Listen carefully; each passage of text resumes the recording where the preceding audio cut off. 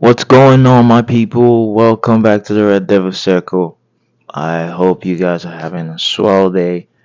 Um, Manchester United due to Leeds earlier today. I was able to sit through halftime, battling with sleep because it was really early in the day for me here. Um, Around 8 a.m. So yeah, it was a game that exposed a lot of problems I would still have, but it was to be expected because the preseason has only just started, apart from the few trainings we've had. And Amorim still has the same players that he had last season, mostly the same lineup with next to no backing in the transfer window so far. He doesn't have a striker, and the midfield problems are looking a lot more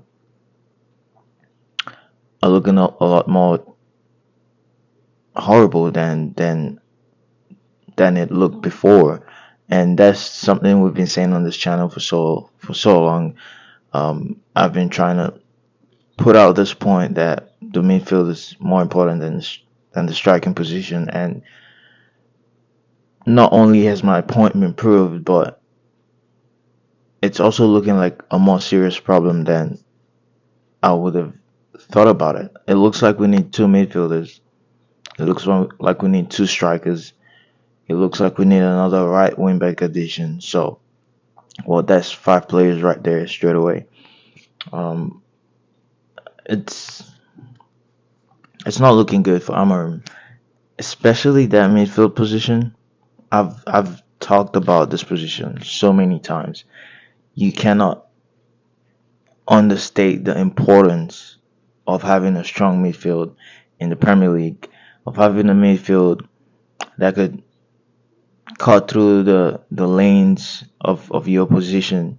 I mean, if we look at Amarim's statements, he's also proved exactly what I'm saying right now. He's talking about the speed at which we break the lines and how Matis Cunha had done that well, and we need more of that. That's that midfield that he's talking about right there. It's very important. We need serious reinforcement in that midfield before even thinking about someone who could put the ball in the back of the net, in my opinion. And I've been saying this for the past how many videos, and people are just now coming to the realization it's not rocket science. You have to play good football to build up to the end, which is scoring a goal, which is the main point of the football match is scoring goals and winning. But if you're not playing the football to get you the goal, then the goal is not going to come anyway. The striker is not going to have a sniff. So we need reinforcement in that midfield, and it doesn't look like we're going to get that done in this transfer window. But that's not what worries me, guys. What worries me is the fact that Amorim has put all his cards, or he's played his cards on Bruno Fernandes. I'm thinking of a better way to say that, but he's he's put his life on the line for Bruno Fernandes, and by that I mean his Manchester United life. It could go very horribly for him, guys. I've seen comments that Bruno could be the end of Amorim, but I'm not at the extreme of that yet. But it's looking very real at this point. It's looking very real. I just hope that is not true, but it's looking very true, guys. It's looking very true. Bruno does not complement any midfield options that we have, and that's a big problem, especially if you all your cards are on deck for that one guy. You vouch for him. We refuse to take 100 million from Saudi for him. Um, he has to be. It's almost like we have to build a team around him. So if we're gonna go get midfielders, we have to make sure they're able to gel with Bruno Fernandes. And even from his post-match press conference or interview, he said that Bruno Fernandes has to, gel with Matheus Cunha, and the connection is not there yet. Um, and that's something they have to work on. And also, as a team, they have to have a bond. They have to understand each other. But that there lies the problem because we're getting ran through in the midfield. Bruno doesn't have a connection with Cunha yet, and we don't know if he's ever gonna have that connection. So that's a big problem, very, very, very big problem, because most United fans are not blind to the fact that Bruno Fernandes has does not have much of a midfield connection with any of the players we have at the moment. He can't play with Manu because it's gonna be too attacking and no defense. It's just gonna be terrible back there. He cannot be a pairing with Ugarte because it's just gonna be one sided, and the other side of the midfield is just gonna be open. Um, it doesn't work. It doesn't work at all, and he has to have a master plan for this. And with no midfield signings, that just makes his job a lot more harder. And if he gets fired, I just hope. I don't want to speak about Amorim getting fired. Actually, that's too far fetched. But I hope he can figure it out with Bruno Fernandes because that's his biggest problem right now. How do you get a midfield pairing that's gonna fit very well with Bruno Fernandes, and it's not gonna be a problem in the Premier League. Mind you, this is Leeds. They just got promoted, so and we're struggling back there. But it's the first game of the preseason. There's still more training sessions to be had, more honing into the players, how you need your ideas to be executed. There's still a little more time for him. But the problem is we're not getting our signings in. He's not been backed. Um, we only have, attacking options when you could argue that our midfield is the most important.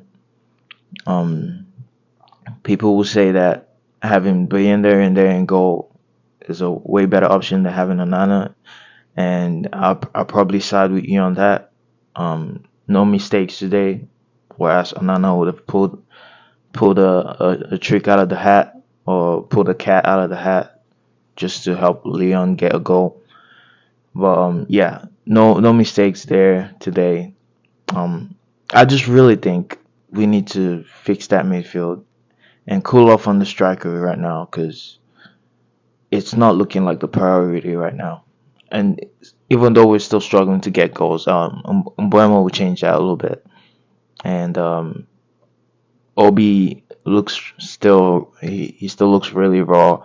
He's still learning the trade. Um, it's he's still very young. He's still very young, and he's not gonna be the shining light in the Premier League when the season starts. He still needs at least 2 years under his belt. So, in my opinion, get Vlahovic as the stopgap. This game have just made me sin enough. If you want to get Vlahovic, they're looking to get rid of him. That's something you could do very quickly. Then go and get two midfield options.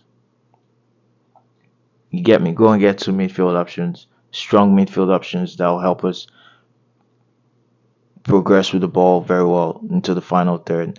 Luke Shaw looks like shit still. Maybe just give that position to Heaven. Leon looks like a good player, like he could be a good player, but he still has a lot to learn. And Amarim also said that there's a lot of fixes that needs to be done.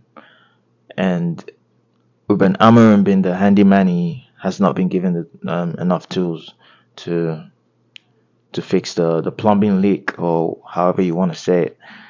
Um, that right wing, I don't trust Dalot in it, and Mazraoui might um might be getting overplayed again. So maybe we're gonna need another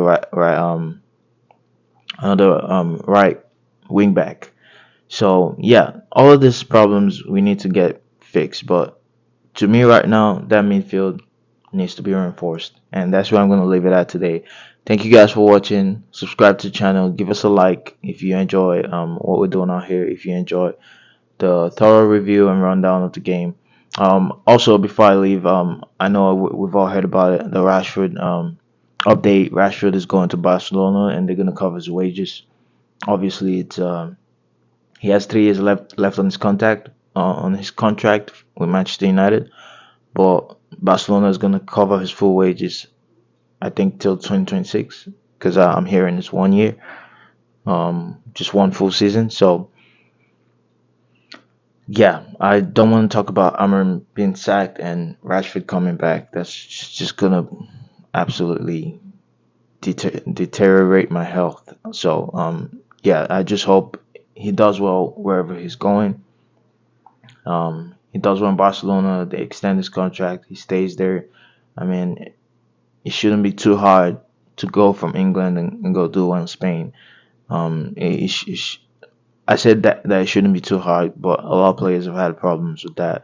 But he's been begging for this move. He's gone on his knees. He's crying. He's laying down on the floor doing the Yoruba greeting pose. He's begging for this deal. He, he's shaking off so many people for this deal. He needs to go and prove himself. Now he's this deal has gotten through, and I'm guessing it's probably because Barcelona wasn't able to afford all the signings that they would have preferred, and they had to settle for Rashford. But we're all glad that they're taking care of his salary for this whole season, and that's probably gonna help us. Not probably gonna help. Is really gonna help us allocate those funds into getting other things done. That's gonna help us in the meantime. So yeah, that's what I'm gonna leave it at today. Thank you guys for watching. As always, I'm glad and excited for the future on this channel, and I'll see you on the next one. Peace out.